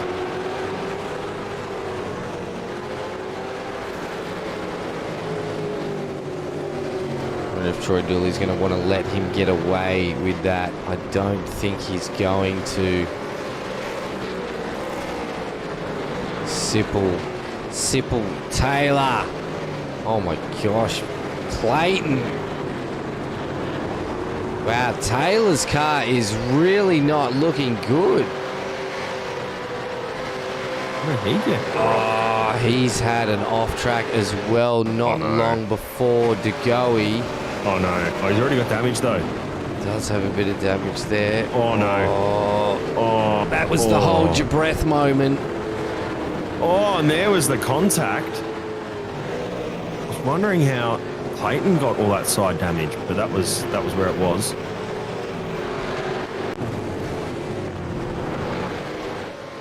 Petar Pavlovich. Once KFC Red Machine is just tearing out, pushing a 1.7 gap back on Travis Daly. What a cracker of a drive. Joe Mahoney, though, is definitely not going to let him get away with a second place all that easy. Credit to Joe Mahoney, he's driven himself from 8th on the grid up to 3rd after being damaged through the lap 1 incident. Put himself on the podium, so credit to his pace and just hanging it out there with a little bit of damage. It's worked out well for him. This is the final 5 minutes. All up the inside, Corbett going to try and hang it around, get on the power nice and early. He's done it. He's held it around the outside. It's going to force Daly to do the same. Sorry, Wall to do the same. Look for the drive off the corner. Might get his nose in, but he has to watch out for Perrins coming up behind. Sorry, Dooley. And Perrins. Perrins is not far off the back as well.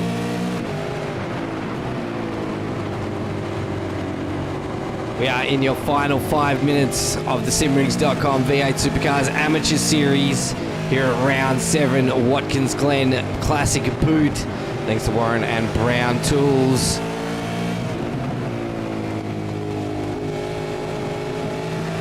Bailey and Mahoney just banged. Oh, their last lap was their fast lap of the race, not this one though.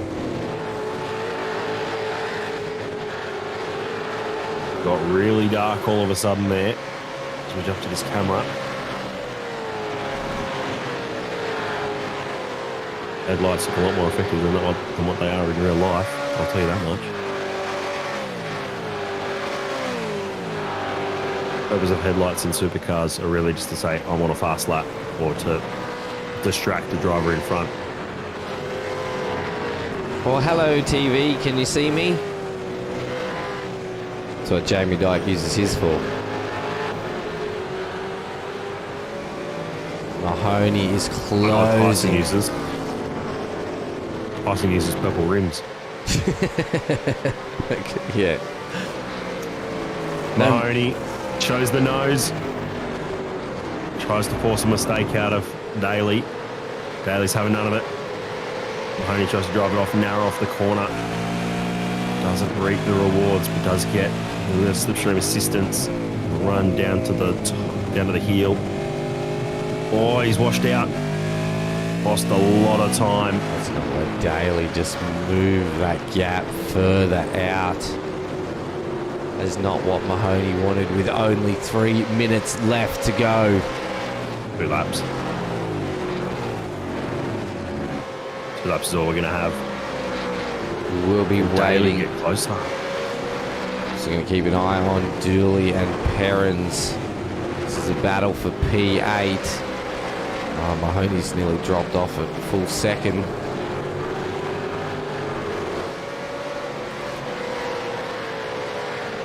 Oh, what's happened to Dooley? Has he run out of fuel? 2 people have just gone round him. Perrins and Hansen have just rounded up Dooley.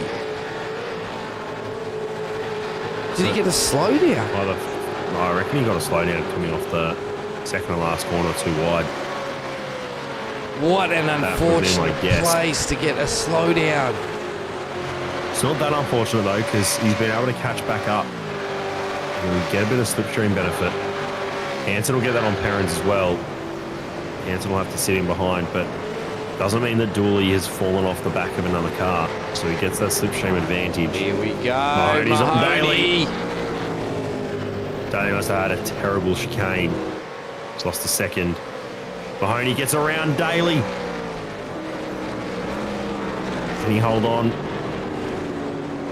Hodgkinson's coming into this though. Pavlovich has a absolute outstanding lead of 2.6 seconds. Especially while these 3 back here battle, he is just going to keep pushing towards that finish line. Jump on board Pavlovich, see if we get Barney this time by. Should be. So we're going to time certain on this race. Around the final corner now. Look to the left. There is Barney. This is white flag of round 7 here at Watkins Glen. Your SimRigs.com V8 Supercars Amateur Series. This is the feature race of our sprint round. Whoa, That's close. And Hansen and Perrins. Dooley is back on the top of Hansen and Perrins. Going he's wide. gone deep into turn 1. Oh no, that Sipple's going to get around him as well. No, that's Cowie. Lap down. Oh, lap down Cowie. Yep. So Dooley's fallen off the back of Perrins and Hansen. Corbett and Wall. What an astounding drive back by Wall. Oh. Corbett just cuts off the nose. Wall's run wide. Wall trying to save it. He's lost that gap. Hodgkinson trying to stay on the back of Daly. Is our closest battle on track. Wait, Dooley's Dooley's back within a second of Hansen. And Perrins. Yeah, I don't know if it's going to be enough coming around. Four No, corners left to go. Closest battle on track is Hodgkinson and Daly. Pavlovich with a 2-second gap off Mahoney.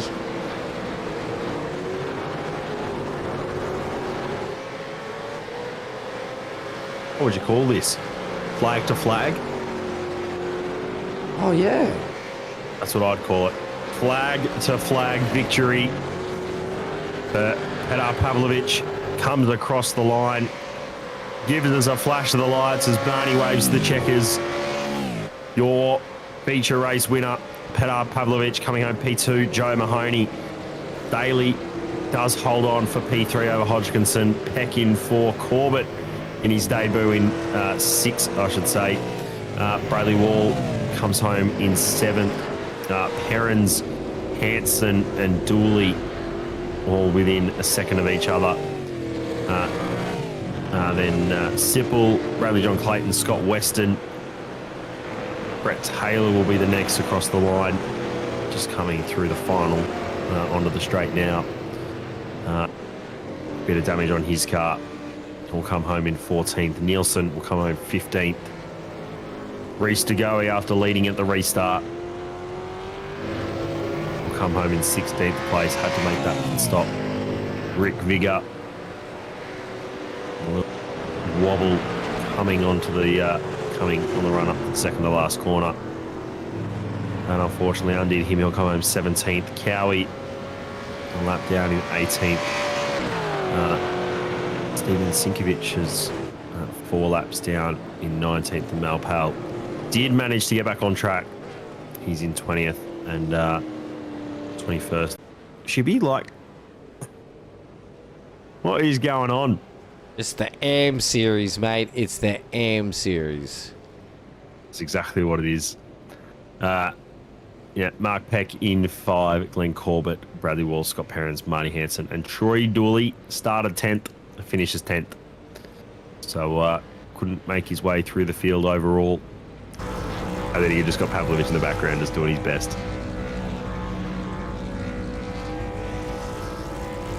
What a phenomenal race here tonight. Ladies and gentlemen, Crazy boys and girls, race. if you haven't already... Actually, that's true, they do. Why aren't they down there? Now, they might get an iRacing disqualification.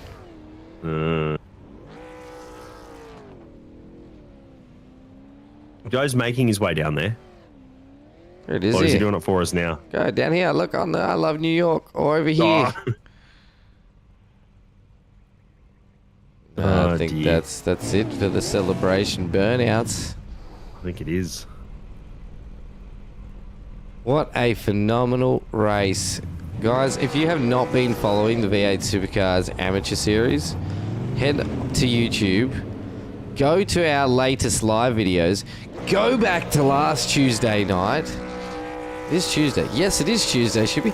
Go back to last Tuesday night and check out last round of the V8 Supercars Amateur Series, thanks to simrigs.com.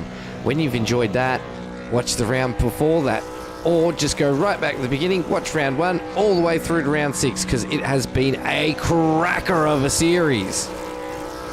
Absolutely insane.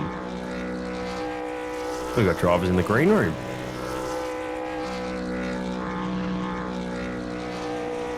We should grab Travis Daly, shouldn't we? Yes. Yeah, 1 second.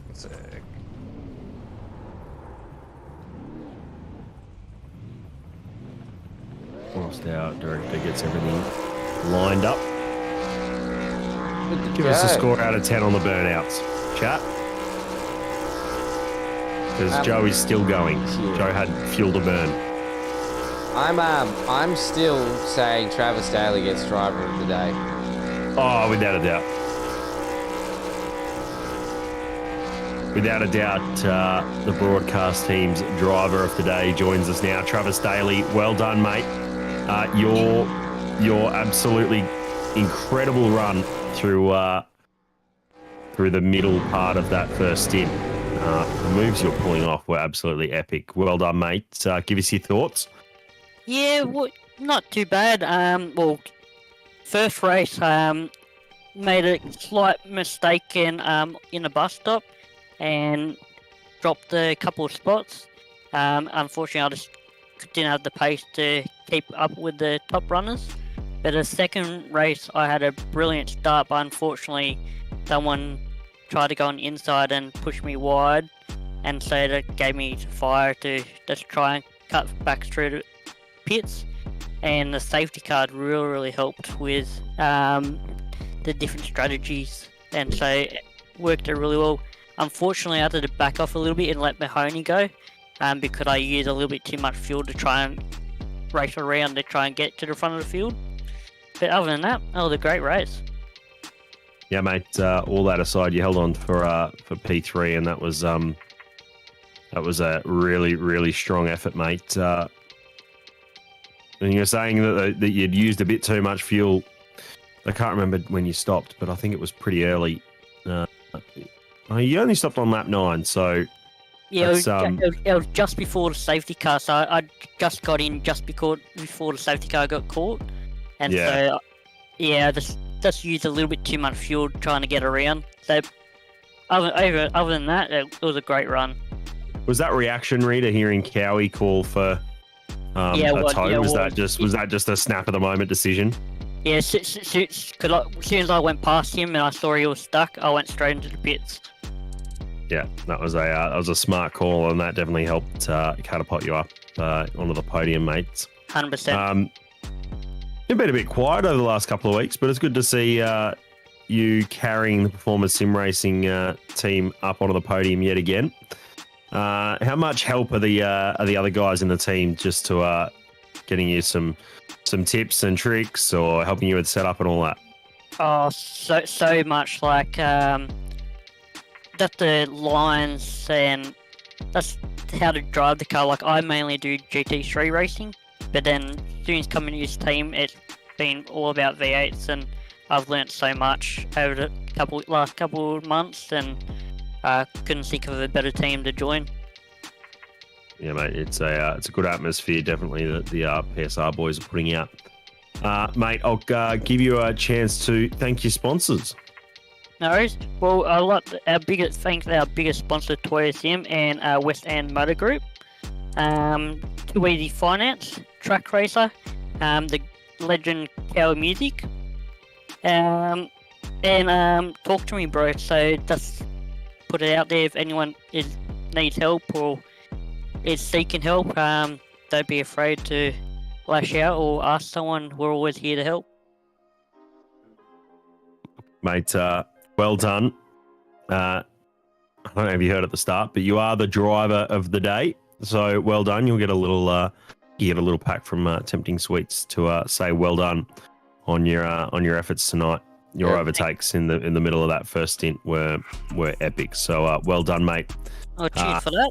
Reach out to Stephen or myself, mate, to claim your driver of the day package thanks to temptingsweets.com.au. Cheers for that, guys.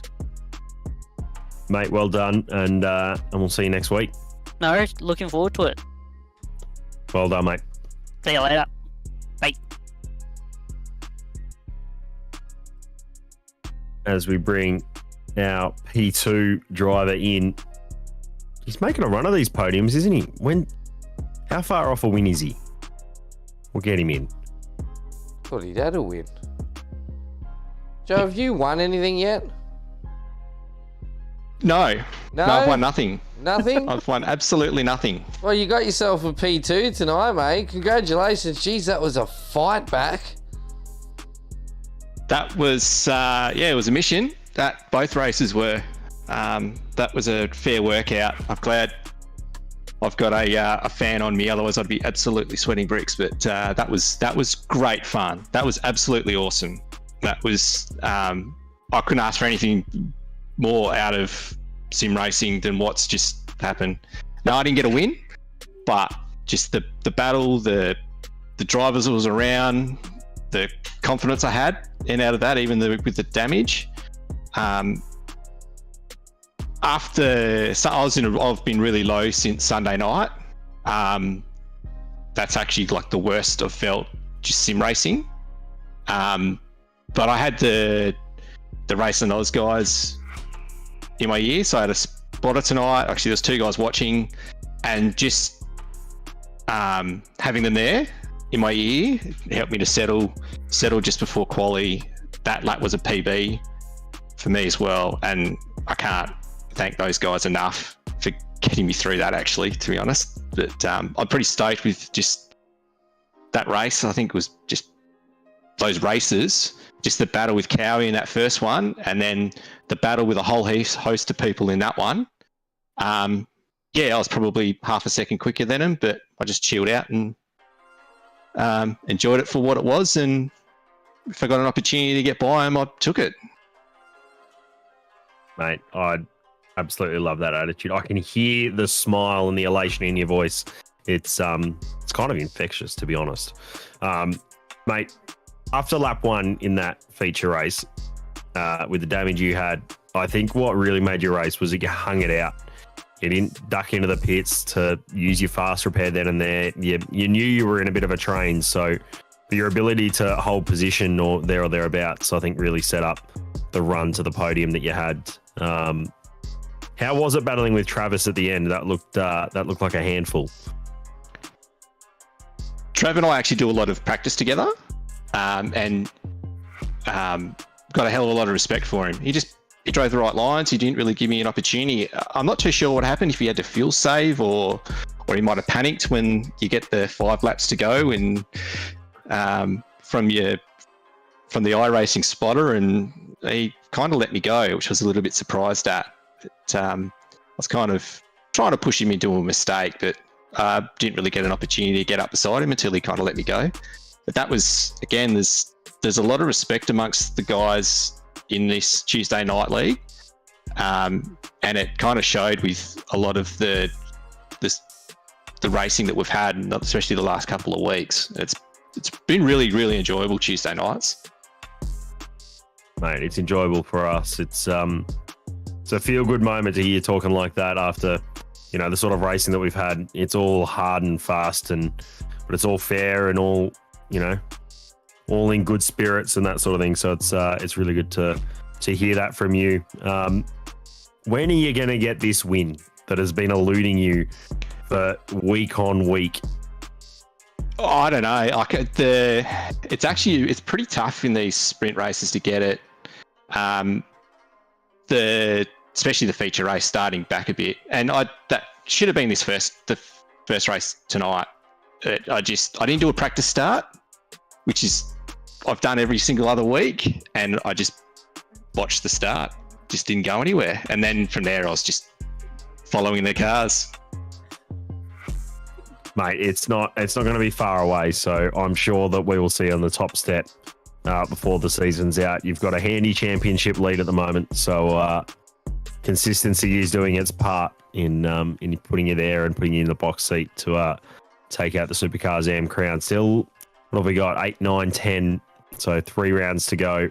Variety of tracks, and I think we even have a trip to Bathurst in there, so lots to still play out. Lots of action still to come. One more sprint race and then a couple of standard rounds to finish off the season. Mate, I'll give you a chance to thank your sponsors. Yeah, firstly, the Racing Oz guys. The help tonight from Tyler and Liam, just in my ear, just helped settle me down. It's good having them there because I don't touch the pit stops during the race. And so that last pit stop, I probably would have put in a full tank and lost spots. So I appreciated that they were able to have a spotter tonight and just the help those guys are giving me. And JTIT Consultants, Analytical, Gutter Night, BE Electrical, Pagnian Simulation, The Gamesman, Selby Acoustics, Ignition Controls. So I've actually been missing them out when I've been doing this, so better give them a shout out. And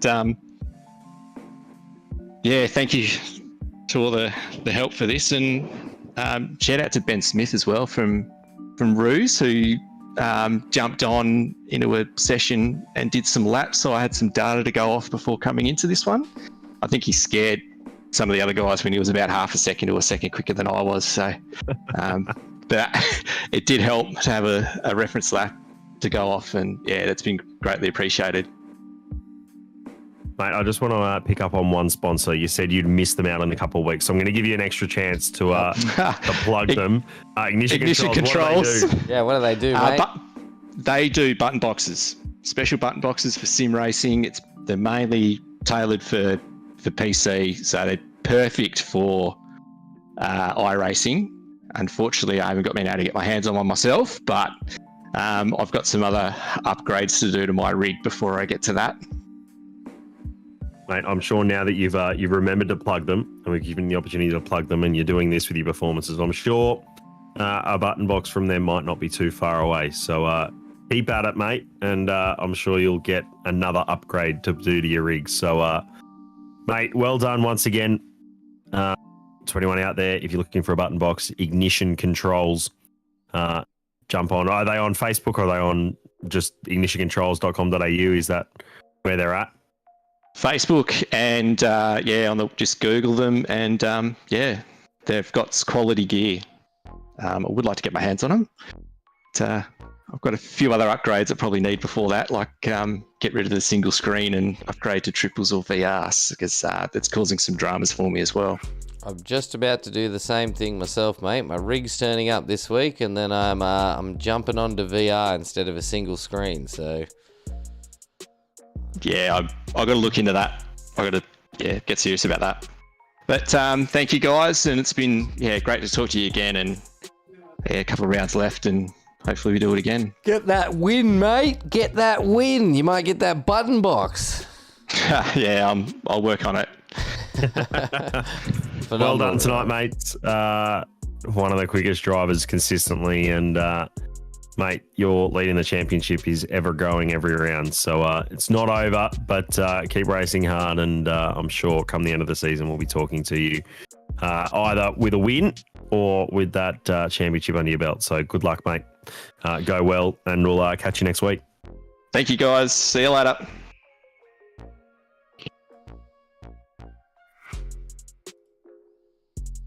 And let's get our race winner in here, Petar Pavlovich. Petar Pavlovich, our race winner from the feature race this evening here at Watkins Glen. Mate, well done. It's good to see you up the front after a couple of weeks of not quite where you want to be, I'm sure. Yeah, last few weeks have been up and down sort of races. So it was nice to finally get the win and for everything to actually click into place. It was a pretty good effort. Happy with it, and it's pretty awesome. I'm gonna have a few beers.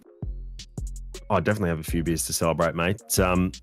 Cars have looked a bit different after what was it, Century Motorsports. So those KFC cars all went their own separate ways, but it's good to see that hasn't phased you, and you're running all the way up near the front pretty regularly. I've got to say, the fact that you managed to control the field all the way through this race, pretty much, your strategy worked out well. You managed to stay in front for most of the race, apart from the pit stop sequence, and you managed to open that gap really quickly on the guys behind. That really set you up for a win, mate. Yeah, no, it was pretty good. There's a lot of good battling there with Rick at the beginning, and I think Cowie was behind me as well. So unfortunately, Rick made a bit of a mistake and took Cowie out, but it happens. That took a bit of the pressure off, so I was just able to cruise until the pit stop, and then and then just get on with it after that. Yeah, it was very impressive, mate. It's good to see you up the front again, because I've been watching you over the last couple of weeks, and I definitely know you haven't been where you want to be, but I'm sure being up near the front now is a bit of the weight off your shoulders. So hopefully you can carry some of that form into the final 3 rounds of the season and really put yourself in a good championship position. Looking ahead at the races we've still got to come, we've still got we've only got 2 rounds left. I've been saying it all wrong. You've only got Nürburgring and Le Mans left to go. So I'm sure when we get to Le Mans, it'll be go for broke time. But have you done much running around Nürburgring coming up next week? I think I've done it a few times. Just a few. Did you? The only other question I had was talking about Nürburgring. Did you? Have you ever done the Nurbs 24? No, that's way too many corners to try and remember. At least you've only got to remember the GP this time by, but Chibi, surely doing the Nordschleife would be a bit of fun, wouldn't it? 100%. 100% in these cars? Heck yeah. Like, just them going over the jump. I can just imagine that being chaos into YouTube corner. Mate, well done tonight. I'll give you a chance to thank your sponsors. Just the lads at Total Mechanical Service who are going to be repairing the engine that I blew up while doing burnouts. Nice. Is Icepack Gaming on the front of that car your channel, mate? Yes, it is. Guys, go and check out Icepack Gaming on YouTube as well, and go support another one of our drivers who's been with us for many, many seasons, Mr. Petar Pavlovich. He is your round 7 winner tonight, mate. It's been a while since we've seen you up the top. I think it was season 2 of 2022. You took the champion round. Am I correct? Yeah, I think so. I can't remember. My memory's not that great. Neither's mine. I do a lot of broadcasts. But you definitely took out a championship last year, mate. So it's great to see you back up there and battling away for another championship place this season, mate. Definitely a huge congratulations. As Thomas said, mate, that it was just such a great drive. It was a checkered flag to checkered flag racing by you. And a well-deserved win, mate. So you definitely go and get some of those beers into you and celebrate, buddy. I sure will. Thanks a lot. No problems Well at done, all, mate. Well, Tom, that was ShiBBy. Whew, mate, the amateurs again. Our simrigs.com V8 Supercars amateurs definitely did not disappoint tonight. The sprint, the heat race went really well. A lot of clean, smooth driving, and we thought that was going to continue. And what it turned out to be was a bit of chaos here and there through our feature race, with Travis Daly taking out our driver of the day with an absolute phenomenal drive from the back of the pack after a unfortunate spin in the beginning that knocked him back to the rear to take P3. Joe Mahoney will take P2. And Petar Pavlovich, our round winner here for round 7. Thanks to Warren and Brown Tools. We will be back tomorrow night with your big Toyo Sim doubleheader. Starting with your TCR, followed by the Formula 3. Thursday nights, we have the Toyota GR86 series. Friday night will be your GT3 90-minute mini enduro, and Sunday we will be back again for the simrigs.com V8 Supercars Pro AM Series. I have been Nathan ShiBBy Howard. Right next to me has been Thomas Preech Riley. And before we go, I just want to say another huge shout out to all our sponsors. Simrigs.com. Use code SRW5 at checkout for 5% off any of your purchases. Simmagic.com. Grimindustries.com.au. Racecraft.net. DragonRC.com.au. Promodepartment.com.au. WBTools.com.au. Toyosim.com.au. And Camus.com. Also, a massive shout out to Rocket Unlimited for all the music you hear on our broadcast. If you want to check out any of those sponsors or check out Rocket Unlimited on Spotify, all the links are below in the description. Again, I've been Nathan ShiBBy Howard. This has been Thomas Preech Riley. Next to me, we're going to end this broadcast by saying stay safe and race hard.